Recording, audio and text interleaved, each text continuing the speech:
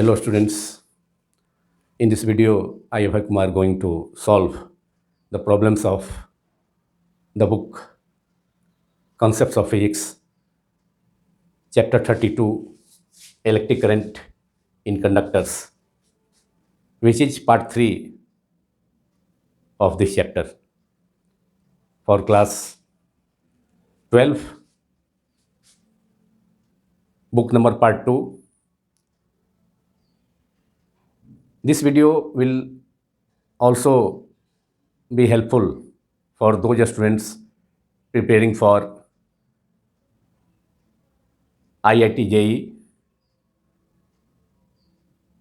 NEET and other entrances. इस video में हम लोग एस सी वर्मा का बुक कॉन्सेप्ट्स ऑफ फिजिक्स के chapter 32 electric current in conductors का प्रॉब्लम नंबर्स 10 to 13 को डिस्कस करेंगे, जो कि इस पूरे चैप्टर का पार्ट 3 है। तो स्टार्ट किया जाए प्रॉब्लम नंबर 10 से।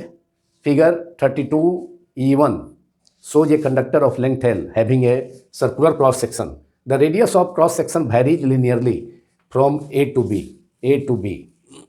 in figure 32E1, which is given in the book. The resistivity of the material is rho, assuming that B minus A is too much smaller than L.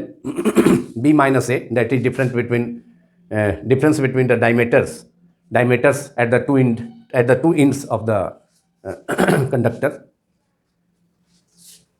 The difference in radii at two ends of the conductor, because radius of the second end is B and radius of first circular end is A.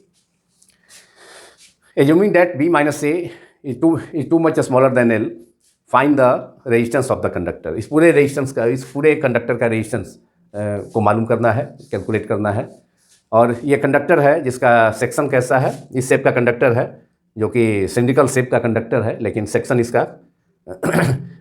इसका circular है, cross section इसका transverse cross section circular है। और figure 32.1 जो book में concepts of physics book 2 है, S C Verma साहब का बुक नंबर 2 पार्ट 2 है। तो उसमें इस कंडक्टर का लेंथ L है और इसके दोनों सर्कुलर इंड्स का रेडियस A, फर्स्ट इंड का रेडियस A है, सेकेंड इंड का रेडियस B है। तो इस लेंथ कंडक्टर का लेंथ L है, तो इसका रेजिस्टेंस मालूम करना है। तो इसके लिए और कंडक्टर के मटेरियल का रेजिस्टिविटी कितना है, रो है। तो इसके लिए इसको हम इस कंडक्टर को बहुत से सर्कुलर स्ट्रिप्स, जो कि एलिमेंट्री डिस्क होगा, उसमें डिवाइड कर सकते हैं, या बहुत सारे सर्कुलर स्ट्रिप से बना हुआ मान सकते हैं।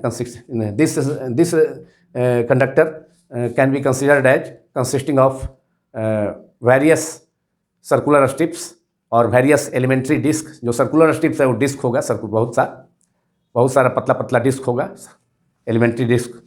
और एक सपोज किया जाए, एक डिस्क यहाँ सपोज किए हैं, जो कि इंड ए से, मतलब इंड इसका सी इंड से, इसका नाम दे दिए हैं, यह इंड सी है, लेफ्ट इंड, और राइट इंड कंडक्टर का डी है। तो इंड सी से कितने डिस्टेंस पर, एक्स डिस्टेंस पर एक सर्कुलर स्ट्रिप और एन एलिमेंट्री डिस्क को सपोज किया गया है, जिसका थिकनेस dx है, इसका थिकनेस dx है, इस स्ट्रिप का थिकनेस dx है सर्कुलर डिस्क का, और इसका रेडियस सपोज किया गया है y, और डिस्टेंस कितने डिस्टेंस पर है, इंड सी से, मतलब कंडक्टर के फर्स्ट इंड सी से डिस्टेंस कितना है, x है।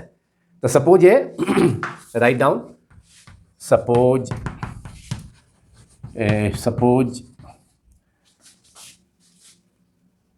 ए सर्कुलर स्ट्रिप और elementary disc, circular strip of the conductor at distance कितने डिस्टेंस पर है, फर्स्ट इंड से, कंडक्टर के फर्स्ट इंड सी से कितने डिस्टेंस पर है, एक्स डिस्टेंस पर, at distance X from the first end that is in C, suppose किया है हमने first end C of the conductor of thickness कितना है, dx है, और रेडियस कितना है, y। First end of the conductor of thickness dx and radius कितना है, सर्कुलर जो स्ट्रिप है या एलिमेंट्री डिस्क सपोज किए हैं यहाँ, तो इसका कितने डिस्टेंस पर, इंड कंडक्टर के फर्स्ट इंड सी से एक्स डिस्टेंस पर, तो उसका रेडियस कितना है, y है, थिकनेस कितना है, dx है, और कितने डिस्टेंस पर है, x डिस्टेंस पर है, radius y and thickness dx and radius y। तो अब इसका हम रेजिस्टेंस मालूम कर लें, we have to find this the resistance of this circular strip, और using the formula of resistance related to resistivity R equal to rho L upon A. तो यहाँ पर स्मॉल स्ट्रिप है, स्मॉल सर्कुलर, ये जो सर्कुलर स्ट्रिप है ये क्या है, काफ़ी थिन है, तो इसका एक स्मॉल पार्ट है, पूरे कंडक्टर का एक स्मॉल पार्ट है, तो इसके रेजिस्टेंस को हम सपोज करेंगे dr। टोटल कंडक्टर का रेजिस्टेंस हमें मालूम करना है, वो r होगा, but resistance of this circular strip of the conductor is, but the resistance of this circular strip of the conductor is dr, resistance of this circular strip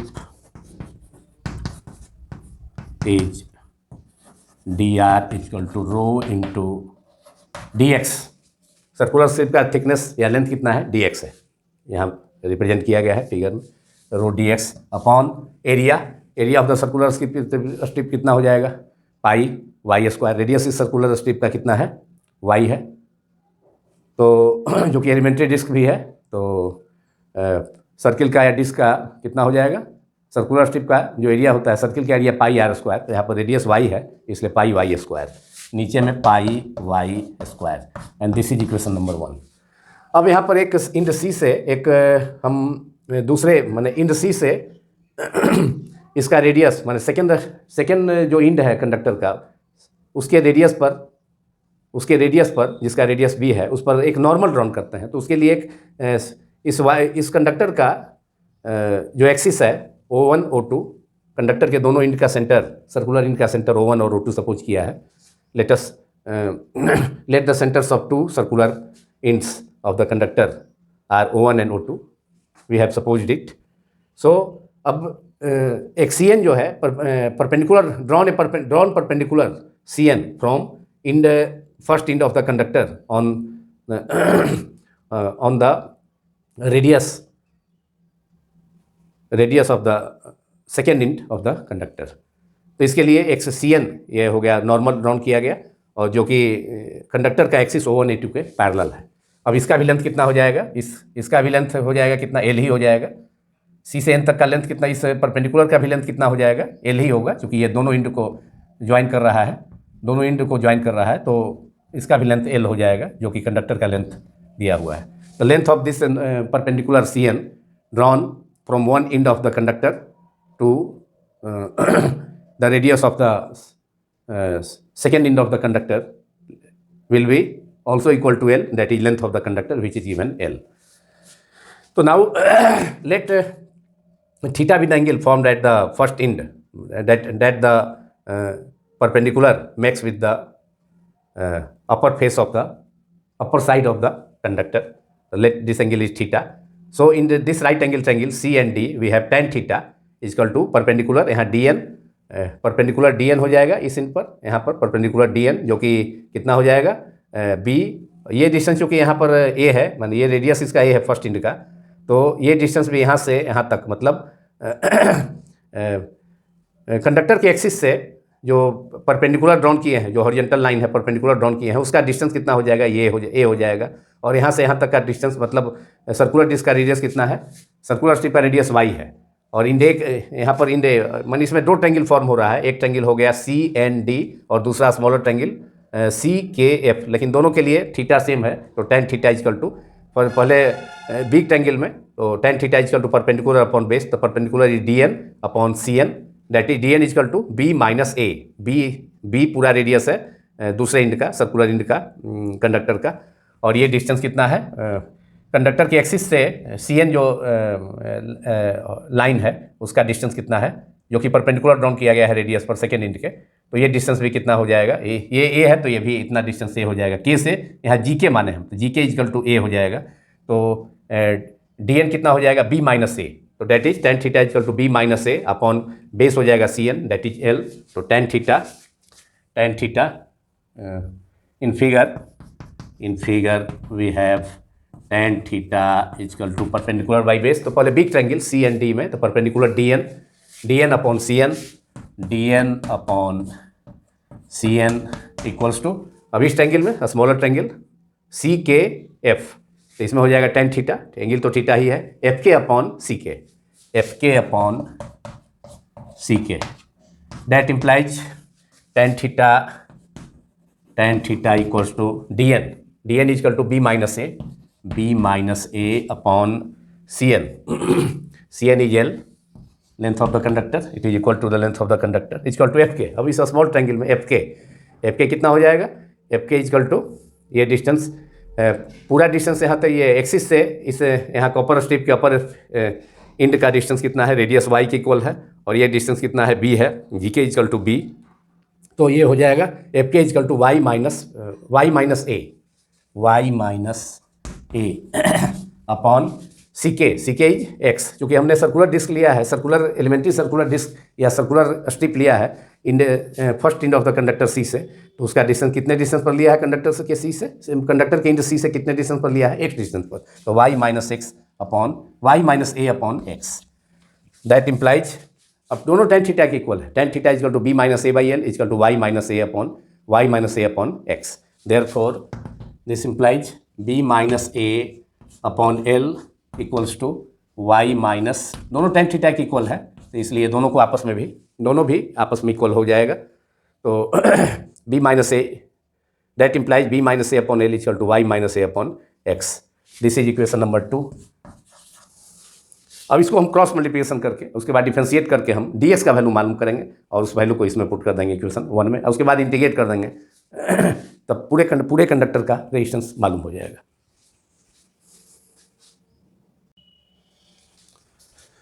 Now by cross multiplication in equation 2 we have B minus A into x after cross multiplication equals to y minus A multiplied by L from equation 2, और B into x minus B into A into x, इसके bracket को हटा दिए तो B into X minus A into X से दोनों term multiply हो जाएगा। अब राइट हैंड साइड में y इंटू L और L into Y minus A into L। Now this is equation 3, let it as equation 3। Now differentiating both sides with respect to x, differentiating both sides with respect to x we get b तो constant है क्योंकि b radius है conductor के second circular end का, तो b तो constant है इसमें, तो b का तो होगा नहीं डिफरेंशिएशन, b को जैसे का तैसे रखना होगा। x केवल b अगर अकेले रहता तो उसका डिफरेंशिएशन 0 हो जाता है, क्योंकि कांस्टेंट चीज़ में डिफरेंशिएशन क्या है, रेट ऑफ चेंज, तो जो चीज़ कांस्टेंट है तो उसका चेंज का सवाल नहीं है, no question of any change in constant, तो इसलिए उसका डिफरेंशिएशन 0 हो जाता है। लेकिन यहाँ डिफरेंशिएशन कांस्टेंट के साथ वेरिएबल है, इसलिए कांस्टेंट जैसे का तैसे रहेगा, और एक्स में कांस्टेंट में कोई चेंज नहीं रहेगा, तो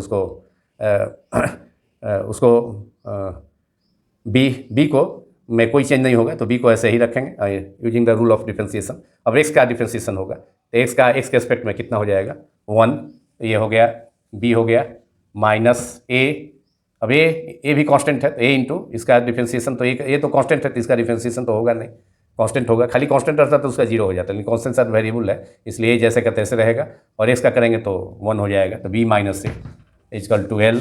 अब इस टर्म में क्या है, एल और इंटू वाई है, तो एल तो फिर एल कंडक्टर का लेंथ है तो ये भी कांस्टेंट है, तो एल इंटू फिर वाई का एक्स रिस्पेक्ट में करेंगे तो d Y by D x minus a और एल दोनों कांस्टेंट है, तो उसका डिफरेंशिएशन कितना हो जाएगा, जीरो। ए भी कांस्टेंट है जो कि फर्स्ट कंडक्टर के फर्स्ट इनका रेडियस है, और एल पूरे कंडक्टर का लेंथ है, दोनों कांस्टेंट है तो इसका जीरो हो गया। और अब ये हो गया राइट हैंड साइड में L into D Y by D X. Therefore हमको डी एक्स मालूम करना है, तो B minus A equal to हो गया L into D Y by D X. Therefore D Y by D x equal to B minus A upon L, और D X equals to हमको D X ही मालूम करना है, तो इसलिए D x equal to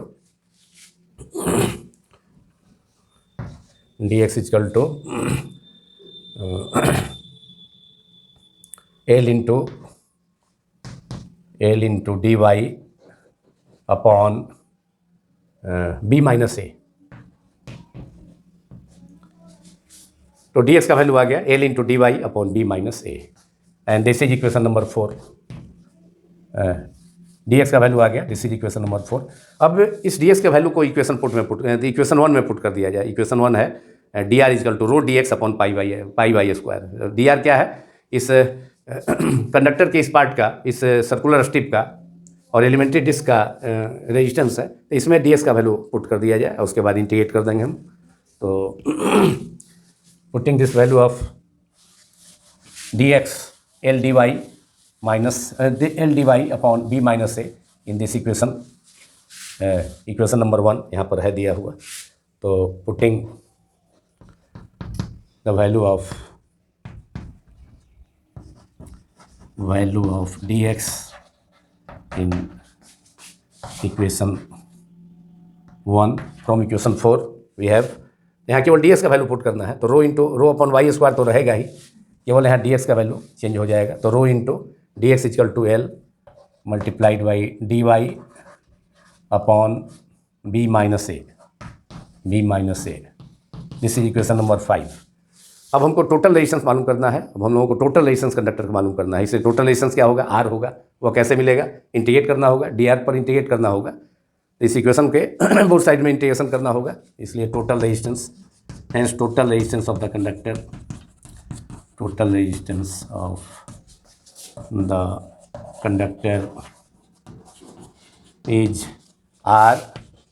are कैसे मिलेगा, इंटीग्रेट करने से, इंटीग्रल डी आर, और डी आर का वैल्यू कितना है, rho L upon B minus A D Y by square. तो इसमें रो भी कांस्टेंट है, जो कोई रेजिस्टिविटी है कंडक्टर के मटेरियल का, एल लेंथ है, और पाई भी कांस्टेंट है, वह 22/7 3.14, और बी माइनस ए भी कांस्टेंट है। इस सबको इंटीग्रेशन से बाहर कर देंगे, और तो ये जो कांस्टेंट टर्म है L rho into L upon pi B minus a, इसको इंटीग्रेशन से बाहर कर लिया, out of, it is taken out of the integral according to the rule of integration. Constant जो टर्म होता है उसको इंटीग्रेशन सिंबल से बाहर कर दिया जाता है, और इंटीग्रेशन होगा कहाँ से कहाँ तक, इंटीग्रेशन कहाँ से कहाँ तक होगा, ए टू बी। इंडे का सर्कुलर इंड का रेडियस ए है और उसका कितना है, बी है, तो ए टू बी और d Y upon y square केवल ब्रैकेट के अंदर होगा, और d Y by Y square, इसका इंटीग्रेशन होगा -1/y, हम लोग जानते हैं d x y, integral d x by x square का होता है -1/x, तो यहाँ पर भी -1/y,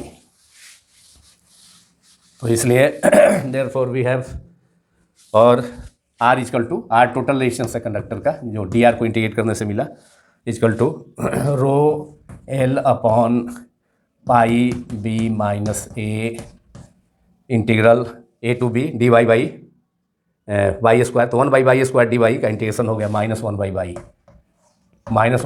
अब बिग ब्रैकेट देंगे, इंटीग्रेशन का फॉर्मूला यूज करने के बाद बिग ब्रैकेट दिया जाता है डिफरेंट इंटीग्रल में, और ए टू बी हो गया। और डिफरेंट इंटीग्रल के रूल से अगर लिमिट चेंज कर दें, लोअर लिमिट को अपर लिमिट में अपर, और अपर लिमिट को लोअर लिमिट में, तो यहाँ पर माइनस, जो ब्रैकेट के अंदर माइनस साइन है, निगेटिव और पॉजिटिव हो जाएगा, तो उस रूल का यूज करते हैं। रोएल पाई बी माइनस ए 1/y ए ऊपर में अपर लिमिट में चला जाएगा और अपर लिमिट और लोअर लिमिट में ए टू बी, और r equals to rho L upon pi B minus a. अब यहाँ पर 1/, एक बार अब यहाँ पर y की जगह a सेट करेंगे, upper limit minus different integral के रूल से एक बार अपर लिमिट माने वेरिएबल y का जगह पर a पुट करेंगे और माइनस फिर लोअर लिमिट b पुट करेंगे, तो 1/a minus 1/b, upper limit minus lower limit. तो उस लिमिट का वैल्यू सेट किए, y की जगह अपर लिमिट है तो 1/a, फिर माइनस साइन दे करके फिर उसी में 1/b में फिर y की जगह लोअर लिमिट सेट किए 1/b। अब इसका भी एलसीएम ए बी हो जाएगा नीचे,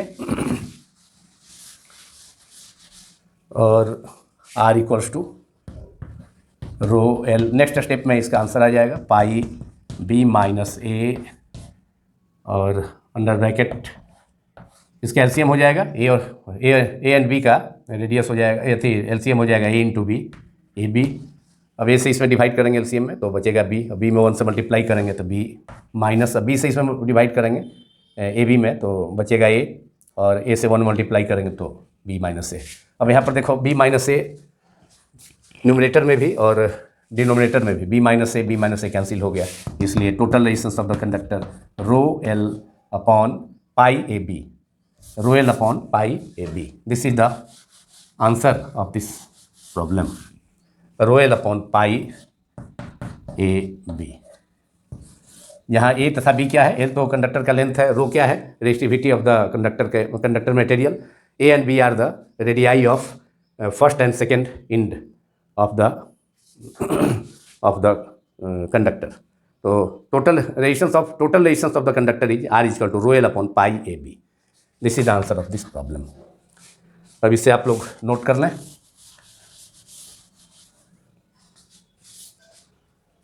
मैं समझता हूं कि आप लोगों ने नोट कर लिया होगा।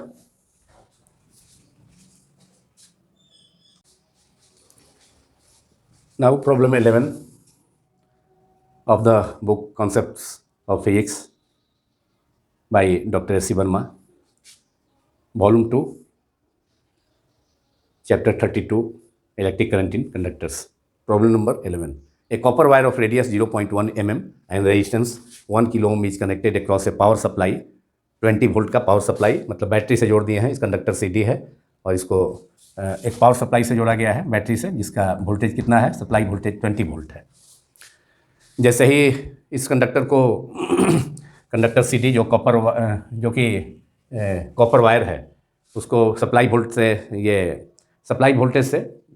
ये बैटरी से कनेक्ट करेंगे, तो दोनों इंड के बीच में, कंडक्टर के दोनों इंड के बीच में पोटेंशियल डिफरेंस सेटअप हो जाएगा। Left end C positive potential पर होगा, बैटरी के पॉजिटिव टर्मिनल से कनेक्टेड है, जबकि दूसरा इंड D निगेटिव पोटेंशियल पर हो जाएगा, इसलिए कि बैटरी के निगेटिव टर्मिनल से कनेक्टेड है second end of the conductor. इससे पोटेंशियल डिफरेंस सेटअप हो जाएगा, इसलिए इलेक्ट्रिक फील्ड का डायरेक्शन हो जाएगा from end C to end D, left to right, और करंट का फ्लो होगा, मतलब करंट का फ्लो होगा, इसलिए कि इलेक्ट्रॉन का भी ट्रांसफर होगा बैटरी से इंड C के बीच में, इलेक्ट्रॉन का भी ट्रांसफर होगा। तो कितना नंबर ऑफ इलेक्ट्रॉन्स ट्रांसफर किया है पर सेकेंड बिटवीन द सप्लाई माने बैटरी जिसका सप्लाई वोल्टेज 20 वोल्ट है and one end of the conductor C, तो मतलब इस सप्लाई वोल्टेज या इंड C के बीच में कितना इलेक्ट्रॉन का ट्रांसफर हुआ जिससे कि करंट भी फ्लो कर रहा है इस कंडक्टर से होकर, वह मालूम करना है पार्ट ए में। और पार्ट बी में मालूम करना है write down the current density in the wire, कितना करंट डेंसिटी होगा वायर में, वह मालूम करना है। और रेजिस्टेंस कंडक्टर का है 1 किलो ओम, उसको कनेक्ट किया गया है पावर सप्लाई जो कि 20 वोल्ट है। तो यही दो चीज़ मालूम करना है, तो काफ़ी आसानी से निकल जाएगा, केवल ये फार्मूला बेस्ड प्रॉब्लम है। तो रेडियस कितना है कॉपर वायर का 0.1 millimetre, it is given r, small r radius का symbol 0.1 mm equal to 0.1 multiplied by 10 to the power -3, 1 millimetre equal to 10 to power -3 metre, 1 millimetre equal to 1/1000 metre, that is 10 to power -3 metre, that is 1.1 है तो into 10 to power -3, that is 0.1 is 1/10, फिर एक power 1/10 तो फिर एक power ऊपर और आ जाएगा, ऊपर जाकर फिर निगेटिव हो जाएगा। या 0.1 इंटू 10 टू पावर -3 है तो सीधे इसको लिख सकते हैं 1 इंटू 10 टू पावर -4, एक निगेटिव पावर और ऐड हो जाएगा इसमें, 1 into 10 to the power -4 metre. This is the radius of the copper wire. और रेजिस्टेंस कितना है कॉपर वायर का, resistance 1 kilo ohm, resistance capital R से डिनोट किया जाए 1 kilo ohm, 1k omega, kilo ohm का symbol k omega, kilo is 1 kilo is equal to 1000, that is 1 into 10⁻³ omega ohm. और supply voltage कितना है, battery conductor को इस wire को, कॉपर वायर को सप्लाई वोल्टेज से जोड़ा गया है, मतलब बैटरी से जोड़ा गया है, जिसका वोल्टेज है 20 volt, V equal to 20 volt है। और हाउ मेनी, फर्स्ट पार्ट में है कि how many electrons are transferred per second in 1 second between the supply battery and the wire at one end means end C, जो first end है। तो battery, supply battery और conductor के end C के बीच में कितना, वन इंड C के बीच में कितना इलेक्ट्रॉन का ट्रांसफर होगा, ये मालूम करना है। तो number of electron transferred in a conductor is N equal to I upon E, formula होता है I equal to N into E। N is the number of electron transferred per second and E is the charge of on an electron. तो पहले हमको I नहीं दिया है इस problem में, तो I हमको निकालना होगा using Ohm's law, I equal to V by R। Using Ohm's law, current through the conductor is I equal to V upon R। V is given 20 volt and R is also given 1 into 10⁻³ that is 20 multiplied by 10⁻³ 1 by 10⁻³ है, plus 3 ऊपर जाके -3 हो जाएगा, इतना ampere हो गया, 20 into 10⁻³ ampere. और इसको लिखा जा सकता है 2 into 10⁻² एम्पियर। यहाँ पर 2 में एक जीरो है, मैंने 20 है, और यहाँ 10⁻³ माने ये जीरो इसके एक निगेटिव पावर को न्यूट्रलाइज कर देगा, तो इसलिए 2 into 10⁻² एम्पियर इसको लिखा जा सकता है। तो ये चूँकि करंट हमको मालूम हो गया वायर से, कॉपर वायर से होकर के, we have find current I equal to 2 into 10⁻² ampere using Ohm's law, I equal to V by R। Now number of electrons transferred per second between the supply and the wire at one end is N equal to I upon E. Number of electrons transferred per second between the supply and the wire at one end, N equal to I upon E, क्योंकि I equal to N ही होता है total current, और number of electron transferred per unit time, और that is rate of electron transferred, और charge में relation होता है charge on electron I equal to N, तो N equal to I upon E, और I मालूम हो गया 2 into 10⁻² upon charge of an electron is 1.6 into 10⁻19 coulomb, और ये हो गया -2 -19 है, तो -2 न्यूमरेटर का, और न्यूमरेटर में 10⁻19 से -2 पावर -19 का न्यूट्रलाइज हो जाएगा न्यूमरेटर के 10⁻² से, तो नीचे बच जाएगा 10⁻17, और यहाँ पर 2 से 1.6 कैंसिल होकर 0.8, तो ये हो गया अब 0.8 है, तो ऊपर हो जाएगा 10 ऊपर मल्टीप्लाई हो जाएगा, एक प्लेस पर डिसिमल है, 10/8 मल्टीप्लाइड बाई 10⁻+17 ऊपर जाके +17 हो जाएगा, फिर ही कैंसिल हो रहा है 2 से, 10 और 8 दोनों, ये 5 हो जाएगा न्यूमरेटर में, 2 into 5 10, 2 into 4 ये 8, दैट इज 5/4 into 10⁻17, और ये हो जाएगा 5/4 इज 4 से 5 में डिवाइड करेंगे तो 1.25 into 10⁻17, and this is number है, नंबर का कोई यूनिट नहीं होगा, 1.25 into 10⁻, this is n, number of electrons transferred per second between the supply battery and one end of the conductor is 1.25, 5/4 into 10⁻7, and it is 1.25 multiplied by 10⁻7 electrons का transfer होगा। This is answer of this problem. Now the solution of part B of the problem 11. Part B is write down the current density in the wire. तो formula हम जानते हैं current density का, तो formula of current density is current per unit area I upon A, J equal to I upon A। तो current density in the wire J equal to I upon A। Symbol of current density is J and it is a vector quantity. Current density is a vector quantity. Direction of current density is along the direction of flow of positive charge carrier, that is along the direction of electric field applied to a conductor, that is opposite to the direction of flow of electrons or drift of electrons. Current density का direction conductor में current के drift का जो direction होता है, drift velocity का direction होता है, उसके अपोजिट होगा। मतलब कंडक्टर के लॉन्ग जो इलेक्ट्रिक फील्ड अप्लाई है पॉजिटिव से निगेटिव, उसके लॉन्ग होगा। तो I अपॉन A, I मालूम हो गया है इसके फर्स्ट पार्ट में, A में 2 into 10⁻,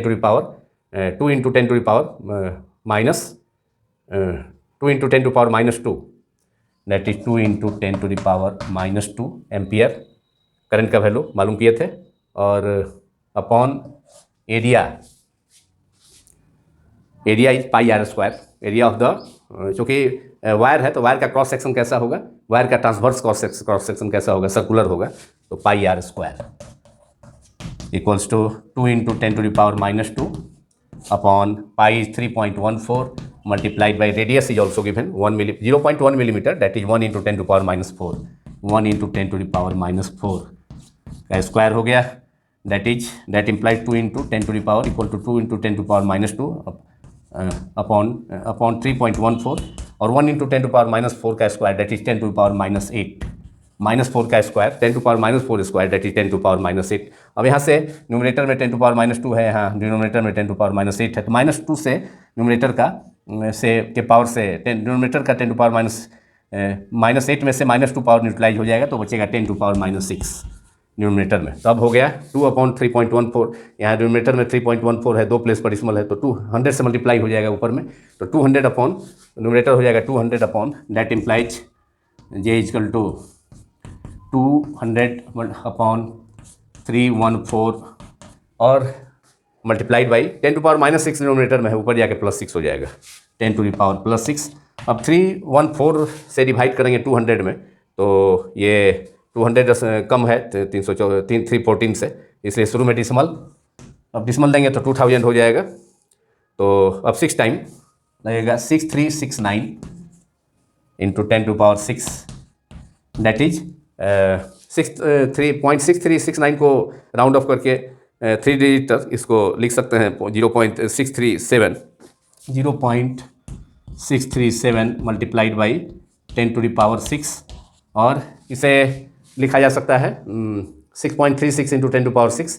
अब इसमें इससे एक पावर 10⁻6 में से एक पावर एक 10 इससे 10⁻1 से अगर मल्टीप्लाई कर देंगे, या 10 से मल्टीप्लाई कर दें और 10 से डिवाइड कर दें, तो 10 से मल्टीप्लाई करेंगे तो 0.637 हो जाएगा 6.37, और डिवाइड फिर 10 से करना होगा उस सिचुएशन में, तो 10⁻5 हो जाएगा। तो therefore current density in the wire equal to 6.37 multiplied by 10⁻5। ये -6 है बगल में, तो -2 से 10⁻8 का पावर कैंसिल कराया है हमने, तो यहाँ पर 10⁻6 लिखे हैं, उसको ऊपर में भी यहाँ लिख दे सकते हैं -6 को कैंसिल कराकर।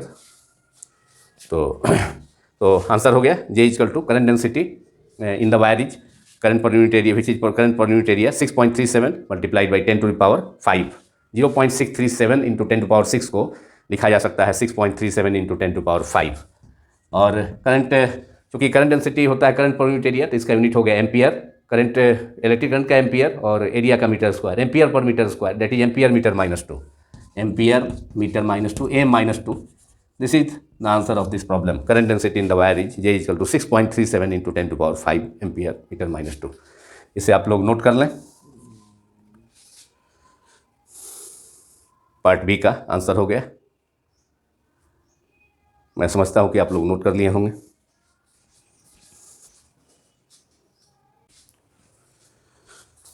Now problem number 12, which is calculate the electric field in a copper wire of cross section area 2.0 millimeter square carrying a current of 1 ampere.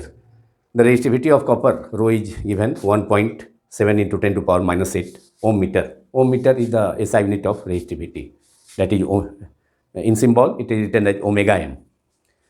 Now we have to solve it.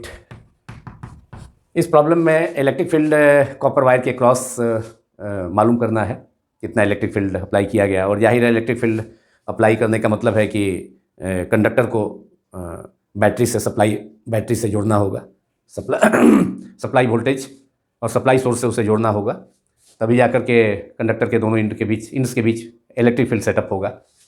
तो इसमें length conductor का नहीं दिया है, तो पहले हमको, अब ये डायरेक्टली इलेक्ट्रिक फील्ड का फॉर्मूला होता है E = V/L, तो हमको V मालूम करना पड़ेगा, पोटेंशियल डिफरेंस मालूम करना पड़ेगा, सप्लाई वोल्टेज, सप्लाई बैटरी का पोटेंशियल डिफरेंस मालूम करना होगा, जो कंडक्टर के क्रॉस अप्लाई किया जाएगा, जिससे कि इलेक्ट्रिक फील्ड सेटअप होगा कंडक्टर के cross.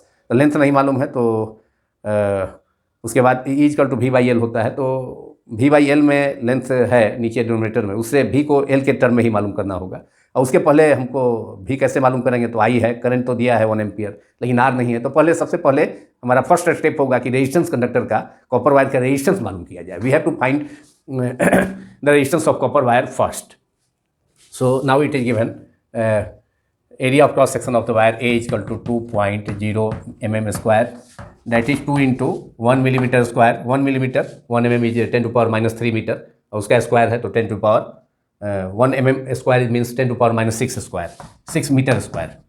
1 mm square is 10 to the power minus 6 meter square, that is 2 mm square means 2 into 10 to power minus 2 into 10 to power minus 6 meter square, m square.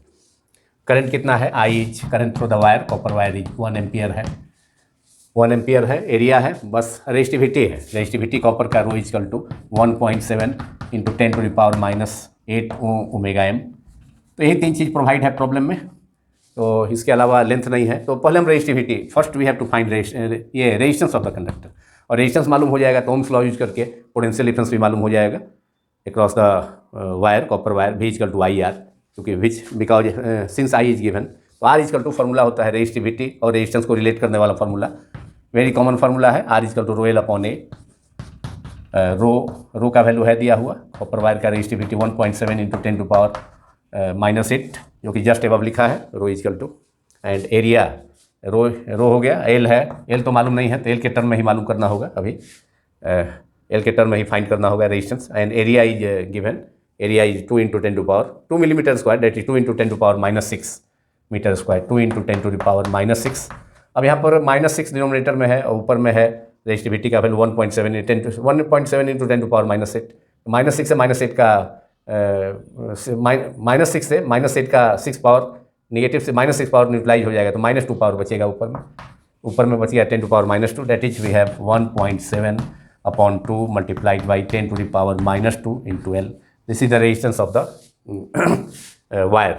Now we have to find electric field के लिए equal to V by L. तो V मालूम करना होगा using Ohm's law. We have V potential difference across the wire is V equal to I R using Ohm's law. That is I is given 1 ampere and resistance is also 1.7 upon 2 multiplied by 10 to the power -2 L. That is we have 1.7. Current का value 1 ampere इसमें रख दिया और R का value यहाँ पर हमने obtain किया था 1.7 by 2 into 10 to power -2 into 10 to power -2 L. 1.7 upon 2 into 10 to the power -2 L. This is potential difference. तो रेजिस्टेंस मिल गया था पहले हम. अब हमको पोटेंशियल डिफरेंस भी मालूम हो गया. तो we have find R resistance and R of the wire and potential difference across the wire. Now electric field setup across the wire. Calculate the electric field in a copper wire. तो electric field कितना हो जाएगा? Electric field के लिए formula है electric field in the copper wire. Electric field setup across the copper wire, across the copper wire is equal to V by L. क्योंकि electric field और potential में relation आप जानते हैं equal to -dV by dr. लेकिन अगर conductor का length थोड़ा सा सिग्निफिकेंट हो, लेंथ ज़्यादा हो, तो उस फार्मूला को हम equal to V by L कर सकते हैं. वहाँ तो formula equal to -dV by dr दो क्लोज पॉइंट्स के बीच में है. लेकिन कंडक्टर का लेंथ थोड़ा सिग्निफिकेंट हो, थोड़ा सा अधिक हो, तो उस सिचुएशन में उस फार्मूला को इक्वल टू dV के बदले में V लिख सकते हैं और dr की जगह L लिखा जा सकता है.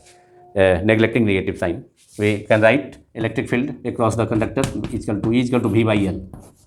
That is V is already we have find V 1.7 upon 2 into 10 to power -2 L upon L है, तो यहाँ डिवाइडेड बाई एल. एल से एल कैंसिल हो गया. अब ये जो ये इलेक्ट्रिक फील्ड है, अब एल के लेंथ कैंसिल हो गया न्यूमरेटर डिनोमिनेटर में, तो लेंथ से अब फ्री हो गया. अब 1.7 अपॉन 2 दैट इज 0.8 और 5 multiplied by 10 to the power -2. और इसमें 10 से मल्टीप्लाई कर दें, 10 से डिवाइड, तो इसे लिखा जा सकता है 8.5. 0.85 को 10 से मल्टीप्लाई करेंगे तो 8.5 और 10 से डिवाइड करेंगे तो -2 ऊपर में है न्यूमरेटर में और एक पावर और आ जाएगा नेगेटिव पावर नीचे से, तो 10 to power -3. 8.5 into 10 to power -3 volt. क्योंकि पोटेंशियल डिफरेंस है तो उसका ये, चूँकि इलेक्ट्रिक फील्ड है तो electric field volt, electric field होता है volt per metre, that is volt per metre unit हो जाएगा. V बाई एल है तो पोटेंशियल डिफरेंस का वोल्ट हो गया और लेंथ का मीटर, तो volt per metre Vm-1. This is the answer of this problem. That is electric field setup across the copper wire E equal to, final answer हो गया 8.5 इंटू 10⁻³ वोल्ट पर मीटर। इसे आप लोग note कर लें।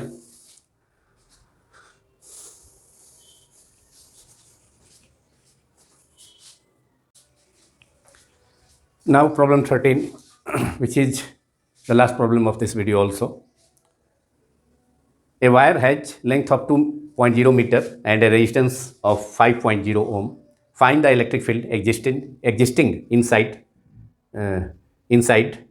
if it carries a current of 10 ampere. Now we have to solve it. इसमें wire का length दिया है, it is given L equal to 2 metre, that is 2.0 metre, that is 2 metre, and resistance is given, resistance is R equal to 5.0, that is 5 ohm, and current, it carries a current of 10 ampere, that is current through the wire is 10 ampere.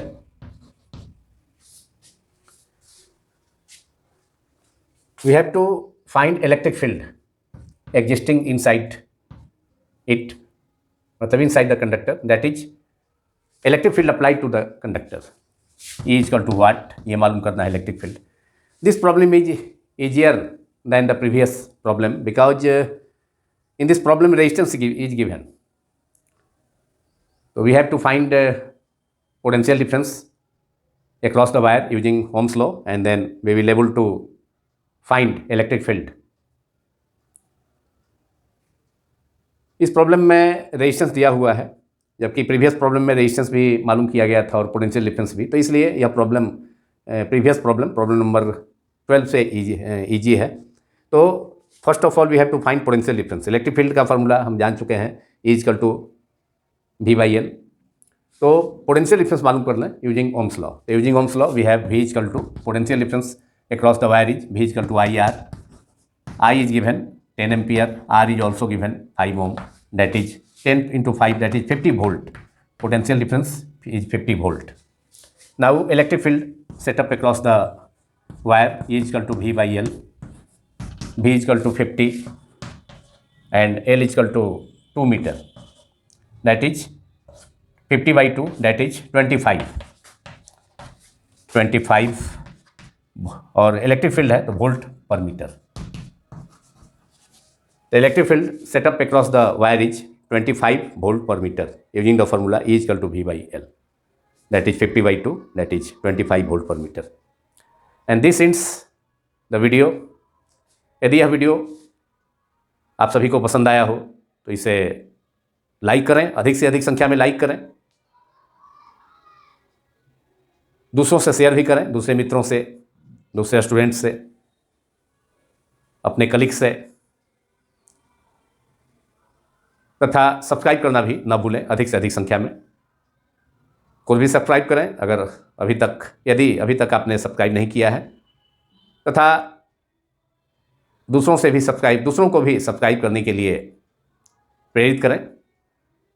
उन्हें बताएं कि यह एक useful channel है, काफ़ी helpful है, जो कि क्लास 10 से लेकर के ग्रेजुएशन तक का फिजिक्स का कोर्स प्रोवाइड करता है। Thank you very much.